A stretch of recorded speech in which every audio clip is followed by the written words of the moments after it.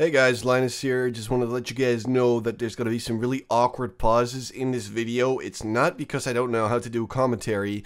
It's because I have a cold and I was coughing during these awkward pauses. I did my best to edit out all the parts where I cough because that's really annoying to listen to. But that means that there are some pauses in the video that just sound really awkward and stuff. So I hope you guys understand and enjoy the video. What's going on, guys? Linus here, and welcome to the second co-op mission in Defiance. And it starts with a little story, so I'm gonna shut up. Company's refueling station. Until these thieving raiders stole it from me and turned it into a filthy rat's nest, they've been stealing my gullenite and bringing it out here for some reason, which I find infuriating. I brought enough Vesudium charges to sink this island, and I'd like to do just that. So use them all. Plus, they're non-returnable. Where are you going? I'm going where it's safe. Why do you think I hired you? Okay, so that is the intro. You were supposed to place a bunch of charges all around the mission and then blow them up towards the end of it. And it's actually a pretty fun mission. It is way bigger than the first one. It took me over 30 minutes to actually complete it, and I had to cut it down a lot. I think it's like 17 minutes now. I mostly cut out, really big fighting scenes where really nothing interesting was happening. So I figured, nobody's going to miss those parts. I do leave in most of the story parts, I believe, and all of the bosses. So it should be fun to watch still. I also want to add that I still have kind of a cold, so I will probably drink a lot of water during this commentary, which, means there's going to be silence for like 4 seconds every few minutes, I think. I tried doing this yesterday, but I just can, talk for 17 minutes straight, and I had to, just try it again today, and, see what's happening. So anyway, second co-op mission. This is unlocked not too far into the story missions. After you complete a certain mission, it always says, you got a new co-op mission, and I thought, you know what, I'm going to try this one, and, record all of it, and it's actually pretty fun. It's way bigger, like I said, than the first one. There's actually, a bit more story to it. There's more than one boss, which is pretty sweet. And there's a lot of mini-bosses as well. So there's a lot of good stuff to be found on the mission. Bigger enemies generally give better rewards. So this mission, will give you some pretty good weapons. Not every single weapon you will find is actually that great to use, but there's some good stuff in there. Most of the time when you run this mission, you will find 1 to 2 weapons at least. That are usable, and then there's a lot of other ones that just aren't. As for the gameplay you're watching right now, I just did a little transition effect. This is one of the mini bosses I was talking about. This is a what's called a Raider Tanker, I believe. He shoots grenades. He's got this giant tank on his back, and if you shoot it, you do extra damage. I was using this pistol I found earlier.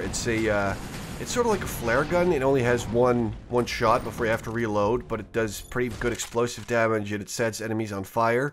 And this other, actually orange, which I think is a legendary weapon, I think it's a shotgun that fires grenades, and it has a magazine of 19, and it's pretty beastly. I used it a lot in PvP, and if you use it well, if you aim well, you're gonna kill people pretty easily, especially with a very big magazine, or clip, or whatever you want to call it. There you go, that person just got shot in the head, which means that you and your buddies that are actually playing this game are going to have to place the charges yourselves, because this person is no longer there. She was in charge of the demolitions, and now she's dead. Yeah, but thankfully you're playing with 4 people, and she didn't really do anything anyway, so it doesn't matter. There's some more things to this mission that are actually pretty fun, and I'll get to that when we actually get there. But most of this stuff is just running up to buildings and then shooting a bunch of people, and I don't know, it just didn't seem that interesting to me, so I cut out some bits like here. I just, actually cut to the part where we're inside of the building. I tried shooting outside, but that didn't go too well. And we were just placing some charges. I don't believe you see me place a charge in this thing, but it's not interesting anyway. You just see this bluish thing on the wall, you run up to it, you hold the E down, and then it says, oh, you planted a charge, and that's pretty much it. You don't get to detonate the charges yourself, it all happens in a cutscene, and it's not that exciting. So we left the building, And I think that very soon we're going to run into one of the other mini bosses that actually dropped a really nice sniper rifle, which I've been using.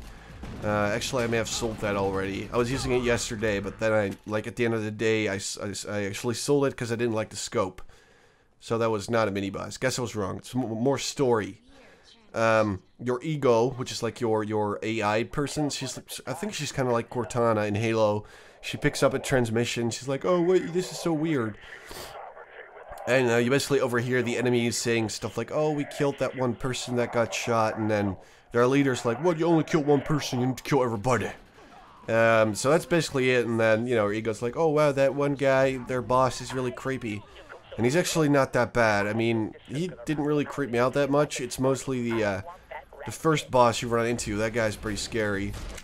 On the air, but one of my buddies was down. I actually tried to leave in some different gameplay elements, so you see me reviving your friends. If you don't revive them, they are, I think they lose some money and stuff like that, and they're revived not that far away, or they can revive themselves if their timer thing is full.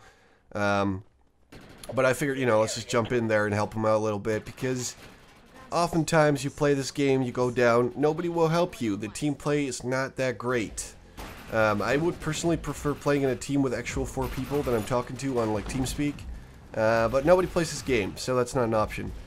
And this is another one of those mini-bosses. I'm going to take a drink of water. Okay. So, most of the time I just sat behind this weird tower-looking thing.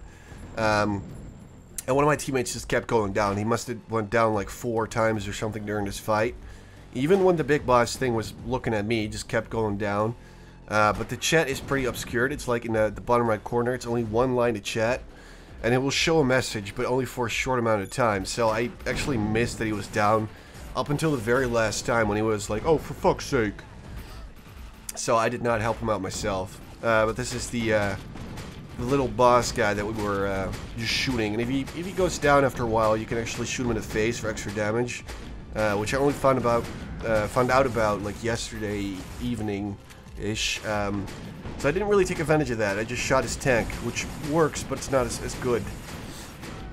But these guys drop pretty nice stuff. Most of the time they drop items.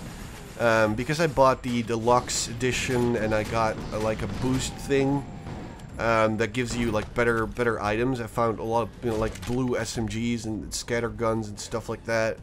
Most of the time I tend not to use them because they're not that great, and I've got, like I said, that legendary orange weapon, and it's just really great, and this pistol, which I believe is blue or green, but it's unlike any pistol I've ever seen, so I love using it. So that's what I've been doing. Knock that guy out. You can melee in this game, by the way, if you're wondering about that, but most of the times it's not that strong.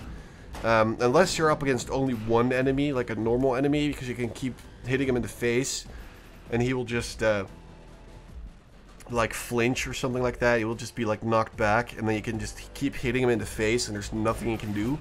So that's pretty sweet. That works pretty well. That guy was on fire. I love that flare gun. You can just set anybody on fire and then run away.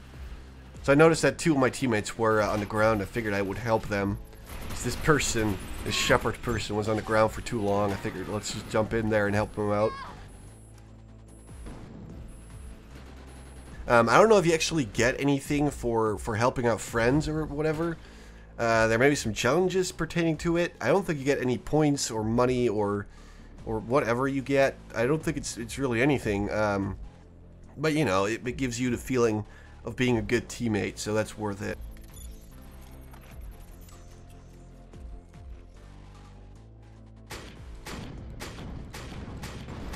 So I got up on the roof to order a bunch of little enemies, and we had to plan the charge here, so I dispatched the enemies. Is that the right term? I don't know. I just killed them, whatever. Killing, it sounds better. Killed them, and I planted the charge, and we were free to leave. So I cut forward to the next part. Another tanker. There's actually a lot of these. I thought there were 3, but there may be more. I didn't count them. I think this may be number 3, or maybe it's already number 4. Doesn't really matter anyway. But there's a lot of them during the mission, and it's actually pretty nice because they're somewhat more challenging than your normal enemies that you encounter, like the little grunts. These actually take some effort to kill. They give pretty sweet experience. They give good loot, so it's totally worth it. and as I said, they're quite challenging. Most of the enemies in this game, not that challenging, especially if you use like a sniper rifle. You can just shoot them from afar, right in the head, and they will just go down without really a problem. Yeah, because you get critical hits when you shoot them in the head. I didn't notice this guy until it was like right in front of me, which was kind of weird, but at least he didn't shoot me, so I don't really care. Anyway, next part, I noticed that there were vehicles, and I thought, can we actually ride these? And as it turns out, we can actually ride the vehicles. I picked up an ATV, which is pretty cool, and then I thought, I've never seen a truck like that before, and then I got in with some friends. Actually, they're not friends. I have no idea who they are, because you get just, you know, thrown into a game with some random guys. I had no idea. But you have to ride this vehicle around, and this guy was actually a pretty great driver. I did this mission yesterday, and I was the driver, and I messed up a lot, but this guy did pretty well. So there's place for 3 people in here. There's a driver, there's the, what is that called? I have no idea. Passenger side person has a grenade launcher for some reason. And then someone can ride in the back where you have a machine gun. I haven't actually sat in the back, I believe. I've only been the driver and the passenger. But it's actually a lot of fun to see this in like co-op maps, instances, stuff like that, you know. I just like it when they add something to make it a little unique. The first one was very generic, you know, a bunch of hallways, and then there's a boss, and you kill him, you get some loot. And this one was way different. They added vehicles and stuff like that. You had to plant charges. And it's not just, you know, walk through a hallway, open door, shoot guys, you know, stuff like that. It's that, because that's basically what the first mission is. The only thing I didn't like about the first mission was the final boss. He was pretty funny. He had like a little story to him and some logic applied to him as well in his fight. And but this mission is definitely better. I believe there's a total of like 7 or 8 missions. I haven't really checked, but I've seen really high level people with about 7 or 8 missions, so I assume that there's going to be at least 7 or 8. Time for water.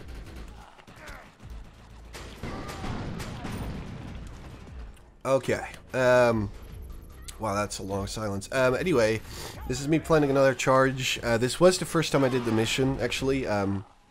I did it a total of 2 or 3 times now. I recorded the first time because I thought it'd be fun, which it was. So, this is where it gets exciting. This is the first boss, and it's pretty great. I'm gonna shut up.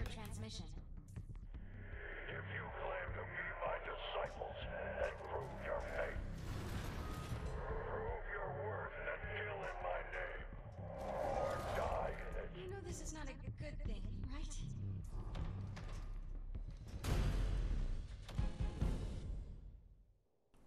Yep, so that is the first boss. Actually, I encountered a glitch where the cutscene ran twice for some reason. Like, it ran, and then I got spawned in, and then it started running again. But this guy's pretty weird. He's super big, and he's intimidating and stuff, but he was pretty easy, actually. He doesn't really have a catch to him. He just has a couple of moves, and you shoot him, and he goes down. He does have this thing where, after a while, he will just, like, just sink down on his knees or whatever, and his helmet will come off, and you can see his brains, and if you shoot him in the brains, he will do some extra damage. But I speeded this part up because it was like, just me shooting this giant guy. Not super exciting, so I slowed it down just until the part where we actually kill him, and you can see what that looks like. Because that's what people are looking for, right? You want to see the bosses, stuff like that. I don't know why you're even watching this video, to be honest, but maybe you searched for Defiance co-op or just Defiance gameplay, but this is the co-op mission. There you go. That guy's dead. I thought he was the final boss, but as it turns out, he is not. We had to get into another vehicle, and there was this whole other part to the mission. I thought, you know, that it would be over by then, but it wasn't. There was another tanker, and I thought, nah, let's just get out of here. You know, I was the driver, so I got freedom. I thought, man, let's get out of there, go straight for the objective. That's what I did, but that one person just slowed us down a bit. And then we had to go back after a while to get that person, and it was just really sucky and annoying. And this is just us killing enemies at the entrance to the actual final boss. So, yeah, that one person thought, oh, actually it's 2 persons. They thought, oh, let's just stick around there, and it took us like 5 minutes to get the whole group together. And this is what it looks like when you run up to the final boss. You have to circle and it bleeps every time someone runs into it. And then you can enter the chamber and the actual fight will start. I did cut this down a little bit, but this is the story part.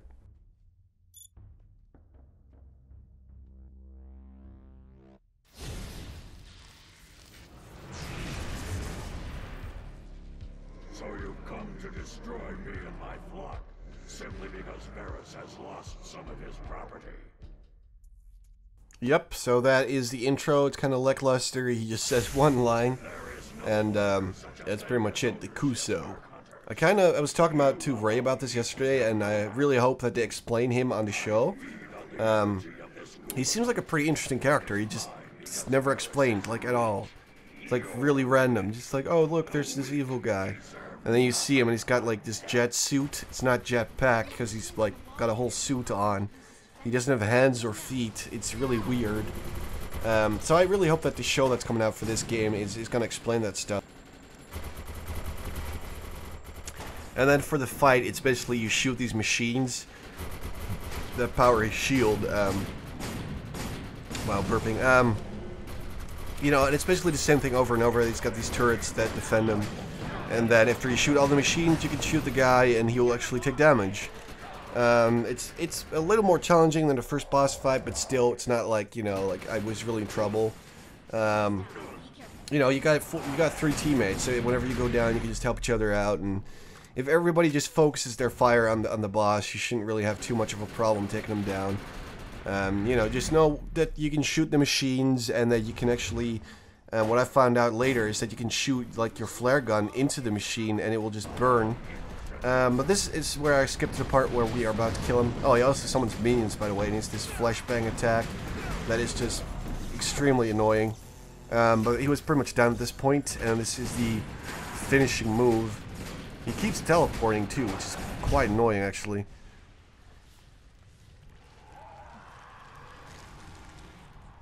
So that's the end. You kill him and he just explodes into a bunch of little sparkles. And that's the end of the mission. It's kind of random, but it was a lot of fun to play it. And I'm going to play it a few more times. And this is the end of the story. Let's go before I have to save your ganchis again. So it's literally the story. The story is not that great in this game. They should really have fleshed it out a little bit more. But you blow the charges and you complete the mission and you get your rewards, which are actually not that great, but the stuff you get during the mission is pretty nice, so it is worth it. And that's pretty much it. Hope you guys enjoyed this second co-op mission. If you want more Defiance gameplay, let me know, and I will talk to you guys later.